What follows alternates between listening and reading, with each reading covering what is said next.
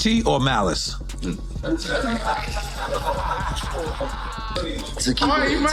keep it a buck, I'm gonna go with Pusha T. So we're not gonna drink to them. My son can't tell you one Nas record.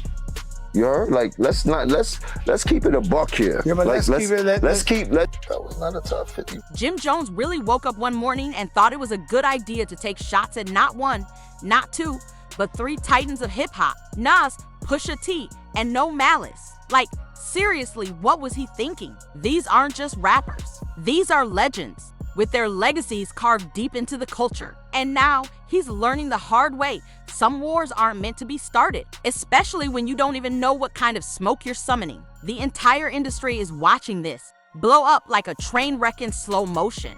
What Jim brushed off as a casual opinion, yeah, that sparked a full-on wildfire. He didn't just ruffle feathers. He triggered one of the iciest comebacks hip-hop has seen in years.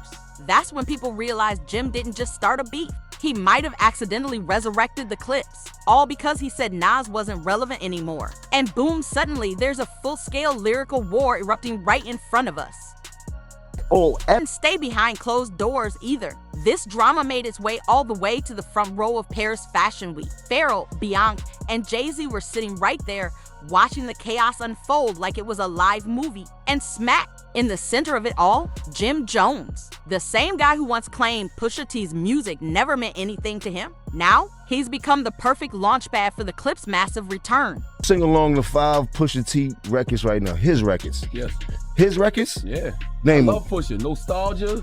Oh, you was a Pusha T fan. If He's you like, know, you know. I didn't know he had fans like that. Can you name 5 Pusha T records? No, Dreaming of his the record. Past. Pusha T, I love your soul, my dog. You're not in my top 50. You might be in Charlemagne's top 50 and things like that. Pusha top But 50. you haven't done that much for me in my life. Like, I didn't never want to be like Pusha. I never had a Pusha moment in my life. I never thought, like you dig, like where I'm from, you just want to be like you if you was really that dude and that rapper and things Wayne like that. wanted to It's be like Pusha. Yeah. He was influenced by Pusha. Yeah? Yeah. Okay, cool. That's why Pusha did the Mr. Me Too record. Okay, cool. You a very strong Pusha T fan.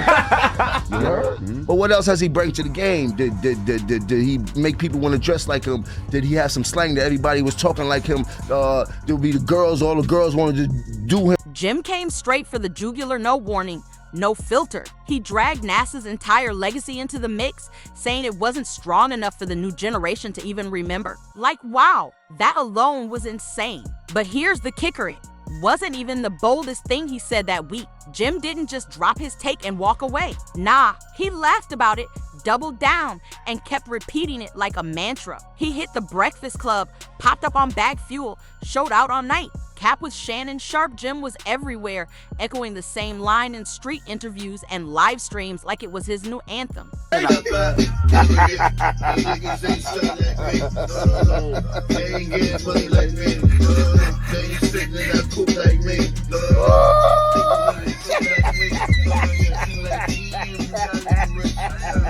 At one point, he tried to brush it off, claiming he was just keeping it real as a fan. But then he went even further on Bag Fuel. He flipped the script completely and said he's the reason Nas is trending again. Yeah, you heard that right. According to Jim, people haven't talked about Nas this much since the Ether days. Influential, the movie Belly. He really sat there on camera and said, Nas has never been this viral. Ever, ever. That's what actually came out of his mouth. The craziest part, Jim had no idea who he was playing with. Nas isn't the type to clap back online or drop subliminal bars. He's the type to move in silence, lock arms with billionaires, partner with power players, and flex in ways that don't even require words. The future is not something you wait for, it's something you build. It lives in the hands of the doers, the dreamers, the people who refuse to stand still. Resorts World is more than a casino. It's energy, it's opportunity, it's hope for the borough. A second chance for some, a first step for many. It's where community gathers, not just to win, but to build a future once imagined. This isn't just business, this is legacy. And now, it's time to... While Jim was out here cracking jokes for clicks, Nas was stacking real moves. While Jim stayed busy making noise and chasing clout, Nas was quietly crafting what could turn into one of the biggest cultural power plays Queens has ever witnessed. Instead of tossing subs, Nas pulled off one of the cleanest, coldest chess moves in hip-hop history. He hit Instagram with a promo for a $5 billion casino project in Queens. Time to invest in us, that's all he wrote, but everyone knew exactly what that meant. That wasn't just a business deal. That was Nas saying loud and clear, I'm way too rich for this circus, and if that was the only fire Jim sparked, maybe it would have ended there. But no, Jim doubled down and dragged Pusha T into it. Like starting with Nas wasn't risky enough. He came out and said, plain as day, Pusha's not even top 50. Pusha T fans. He's You like, know. I didn't know he had fans like that. Can you name 5 Pusha T records? No, Dreaming of his the record. past. Pusha T, I love your soul, my dog. You're not in my top 50. You might be in Charlemagne's top 50 and things like that. Pusha But top 50. you haven't done that much for me in my life. Like I didn't never want to be like Pusha. I never had a Pusha moment in my life. I never thought like you dig like. What Jim didn't realize, it wasn't just Pusha paying attention this time. No Malice was tuned in too. And now everyone's asking, did Jim just accidentally reunite Clipse with one reckless hot take? Let's rewind for a second because Clipse didn't pop back up out of nowhere. They've been laying low for almost 15 years, but behind the scenes, something was already brewing. Long before Jim shot his mouth off, Pusha dropped a subtle warning in a Rolling Stone interview. He said he'd been trying to get his brother back in the booth. Yo, listen to what I just made. We could really make this happen. Home one day and talking with myself, I said, I'm just gonna live. Forget this guilty, feeling. Forget all this regret. Do what you want to do. Ain't nobody else tripping like you. You know what I'm saying? Go ahead and party and do it up. And I literally tried to sear my conscience. Like, forget it. So when people say you found God, I did not find God. I was trying to party with the devil. Trust me, I was trying to go hard. God himself said, no, not you. He did not allow me to do it. And that's what I seen with my own eyes, whether anyone believes. But no, Malice wasn't sold. He brushed Pusha off at first. Then Pusha said something even more telling. If it were up to me, it'd already be Clipse. But it's on my brother. And just like that, Jim might have given them the perfect reason to make their comeback official. The reunion talk started heating up at Pharrell's Something in the Water Festival in Virginia Beach back in 2022. Clipse hit the stage, and the crowd went absolutely nuts. A few months later, boom, they popped up at Complex Con. Then again at Chicago's Hyde Park Summerfest, tearing through classics from Lord Willin' and Hell Hath No Fury. And no Malice, he didn't just look comfortable, he looked ready. Make some noise for the Clipse. This is the Genesis. Now hold on. DC, make some noise for the Clipse, y'all.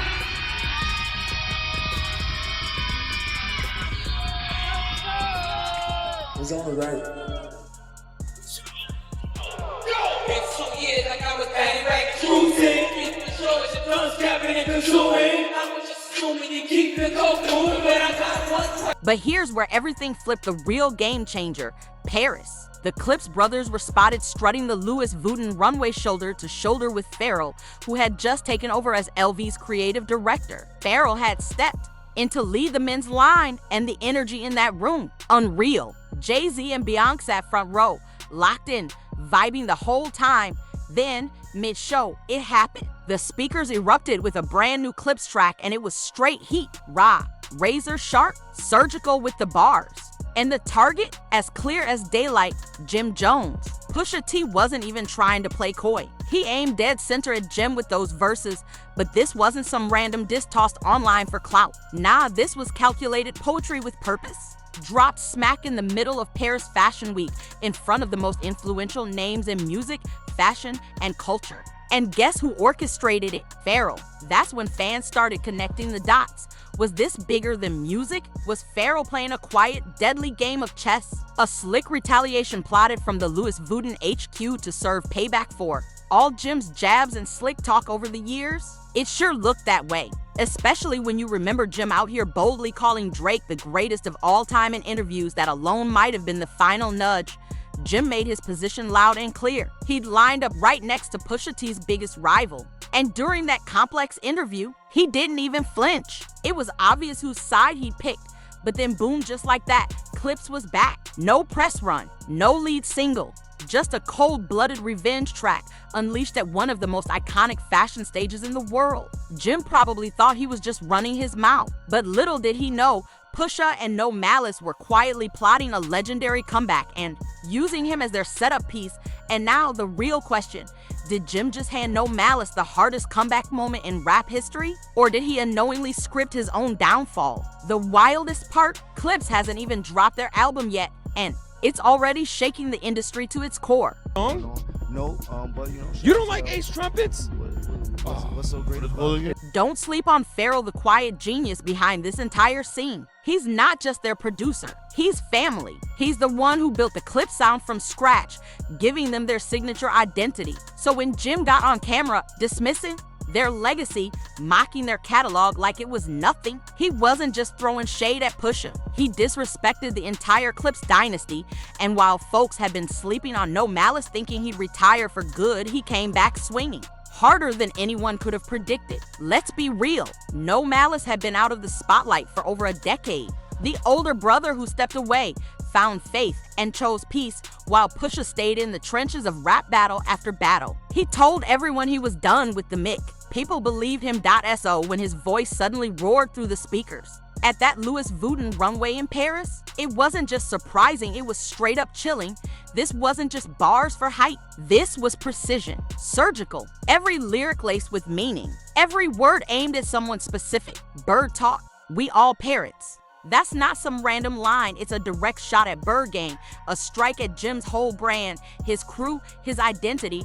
And when No Malice mentioned Paris, Dallas, those weren't filler cities. They were the exact same ones Jim name dropped in his Chains and Whip's freestyle just days earlier. So yeah, No Malice wasn't just rapping. He'd been watching. He was locked in. And now he was responding. Here's where it gets even deeper. Fans started realizing this wasn't some nostalgic cameo. No Malice was rapping like a man who'd been waiting years for this moment. What looked like a surprise feature quickly became something else, a warning. He didn't come back for fun.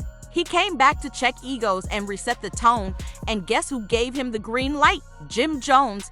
Jim kicked off his so-called clapback tour by posting a clip of himself laughing at Pusha T's Paris verse. On Instagram, he tried to play it cool, acting like the diss didn't bother him. But then came his Drink Champs appearance, and that's where the cracks showed. When Noari brought up the Clipse diss, Jim's mask slipped. You could see it in his face, hear it in his voice. Behind all the jokes and fake calm, the pressure was building. So what did Jim do? He rushed to the booth and dropped his Chains and Whip's freestyler response over the same beat Clipse used to cook him. This wasn't just a reply, it was a pride move. Jim wanted the world to know he wasn't backing down, but it didn't stop there. Next stop, the Bet Awards. Bootleg Kev caught Jim for a quick interview. Jim stuck to his usual script, trying to act unbothered. But when the topic turned to Clipse's new track, Chains and Ace Trumpets, Jim finally let loose. He downplayed the track, claiming Clipse was just milking nostalgia and that their bars were mid at best. But the crowd wasn't buying it.